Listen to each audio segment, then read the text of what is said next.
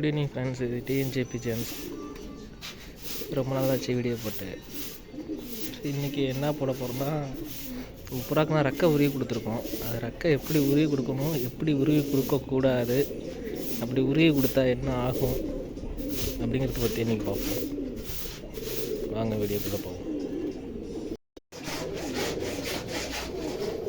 இந்த பட்டா பார்த்திங்கன்னா இது ஒரு பட்டா பட்டை, நம்மகிட்ட குஞ்சானது தான்.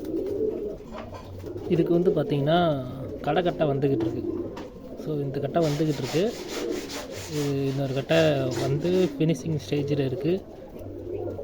ஸோ இது வந்து அதனால் அதை ரெண்டுத்தையும் விட்டுட்டு மற்றதை பிடிங்கி கொடுத்துருக்கேன். மற்ற ரெக்கையை பிடிங்கி கொடுத்துருக்கேன். இந்த பக்கம் பார்த்திங்கன்னா அதே சேம் கட்டை 2 கட்டை வந்துக்கிட்டு இருக்குது.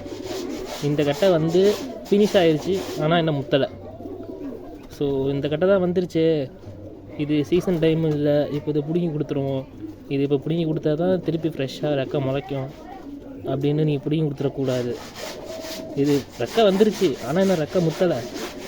ரெக்கை முத்துனா தான் பிடுங்கணும். ரெக்கை முத்தாமல் நீங்கள் பிடுங்கினீங்கன்னா அந்த ரெக்கையில் ஈரப்பசை ரத்த பசை இருக்கும். நீங்கள் பிடுங்கிட்டீங்க அப்படின்னா, இந்த ஸ்டேஜில் பிடுங்கினீங்க அப்படின்னா திருப்பி முளைக்கிறதுக்கு ஒரு 60 to 40% வாய்ப்பு இருக்குது. பட் இந்த ஸ்டேஜில் பிடுங்கிட்டீங்க, இந்த ஸ்டேஜில் பிடுங்கிட்டீங்க, நல்லா வேரோட ரத்தம் வந்துருச்சு அப்படிங்கிற பட்சத்தில் அந்த ரெக்கைக்கு சோதி முடிஞ்சிச்சு. அவ்வளோதான். அந்த புறா உங்களுக்கு வேஸ்ட்டு, குஞ்சாக மட்டும்தான் உதவும். பறக்க வச்சாலும் பறக்காது, டைமிங் கொடுக்காது. ஸோ அதே மாதிரி எல்லா வாழையும் பிடிங்கி விட்டுருணும். வந்துக்கிட்டு இருக்க வாழை தவிர மற்ற எல்லாத்தையும் பிடிங்கி விட்டுருணும்.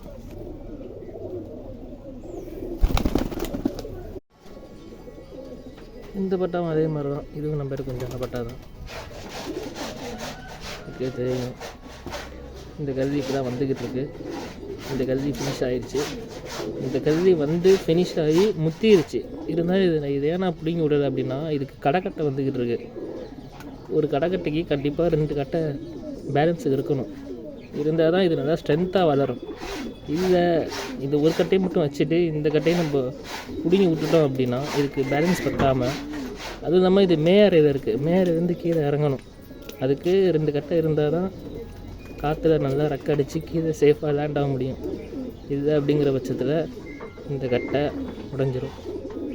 உடஞ்சி போய் திரிஞ்சு வந்து திருப்பி அதுவாக கொட்டி அதுவாக முளைக்கிறதுக்கு திருப்பி ஒரு 2 மாதம் ஆயிரும்.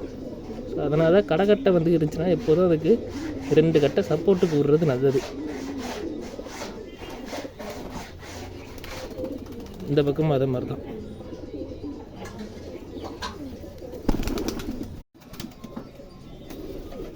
இந்த பட்டையை பார்த்திங்கன்னா இது போன வருஷத்துக்கு புறா.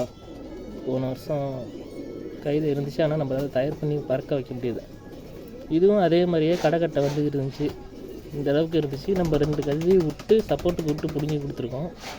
இப்போ நல்லா ஸ்ட்ரென்த்தாக ஃபுல்லாக வளர்ந்துருக்கு. ஸோ இந்த பக்கம் அதே மாதிரி தான்.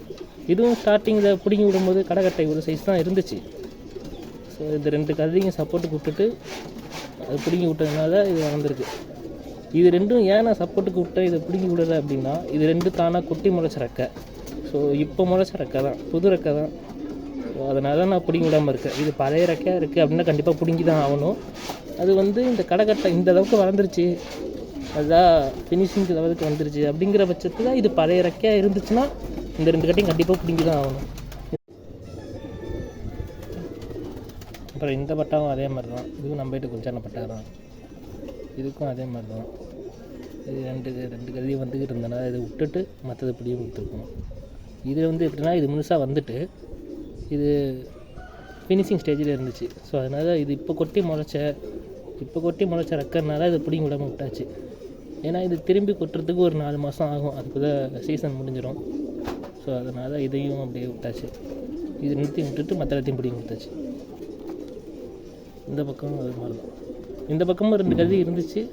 பட் ஒரு கல்வி ஆட்டோமேட்டிக்காக கொட்டிடுச்சு. ஆட்டோமேட்டிக்காக கொட்டுது, அதுவாக கொட்டுது அப்படின்னா பிரச்சனை கிடையாது. அது திருப்பி முளைச்சிக்கும். நம்மளாக பிடுங்கினா தான் பிரச்சனை.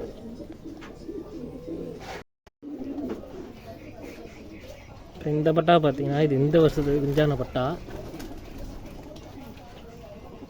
இதுக்கு ஒரு 1.5 கல்வி தான் ஆகுது. இதுக்கு நான் ஃபஸ்ட்டு ஒரு 5 கட்டையை மட்டும் பிடிங்கி விட்ருக்கேன், சரின்னு நினைக்கிறேன். 1.5 கதை தான் ஆகுது. நான் இப்போ இது வளைஞ்சி முடிச்சதுக்கப்புறம் இது கொட்டும், அடுத்த 2 மாதத்தில் இது ஃபுல் ஃபினிஷ்டு ஆகிடும். ஸோ 5 கதி மட்டும் வளரட்டும். ஆனால் பட்டாங்கிறதுனால அது எப்போதும் நாங்கள் அப்படி தான் பிடிங்கி கொடுப்போம். 5 கதி மட்டும் புதுசாக வந்துச்சுன்னா இது இந்த ரெக்கை கொட்டி முளைச்சி வரத்துக்கும் அந்த 5 கதி வரத்துக்கும் கரெக்டாக இருக்கும். ஸோ ரெக்கை ஃபினிஷ்டாக வந்துடும். இது இப்போ நம்ம கிட்ட குஞ்சான பட்டாதான்.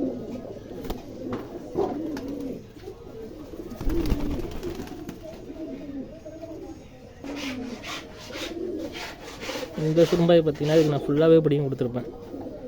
நான் இது லாஸ்ட் சீசன் கடைசியில் குஞ்சான பட்டா. அது குஞ்சாயி ரெக்கை கொட்டி முளைச்சி ஃபுல்லாக இருந்துச்சு. ஸோ இது எந்த கல்வியும் வந்துக்கிட்டு இல்லை, எல்லாமே ஃபினிஷ்டாக இருந்துச்சு. ஸோ அதனால் எல்லாத்துக்குமே ஃபுல்லாக பிடிங்கி கொடுத்தாச்சு.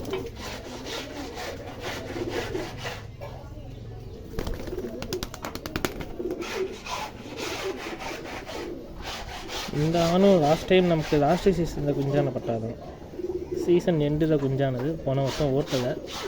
இது ரசாயி ஒரு ஆணாகவே நிற்கிது. இதுக்கு ஒரு காற்றுக்கட்டை ஒரு 3 கட்டை கொட்டி முளைச்சிது, 4வது கட்டை கொட்டி முளைச்சிக்கிட்டு இருக்குது. ஸோ இப்போ கொட்டி முளைச்ச ரெக்கையை மட்டும் விட்டுட்டு மற்ற கதியெல்லாம் பிடிங்கி கொடுத்தாச்சு. ஒரு 7 கதிக்கிட்ட பிடிங்கி கொடுத்தாச்சு. இந்த பக்கம் அதே மாதிரி தான்.